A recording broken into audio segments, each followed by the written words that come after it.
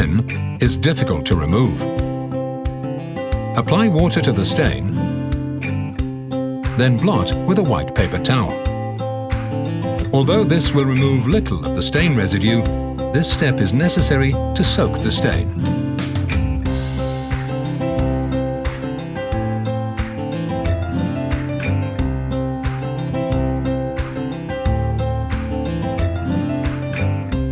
When the paper towel is no longer absorbing the ink, apply a small amount of household soap and water to the stain.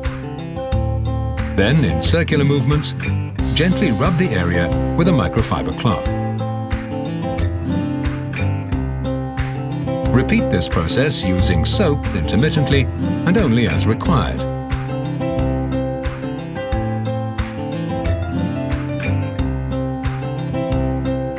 Be sure to use plenty of water to remove both the stain and the soap. Continue this process until the stain is completely removed.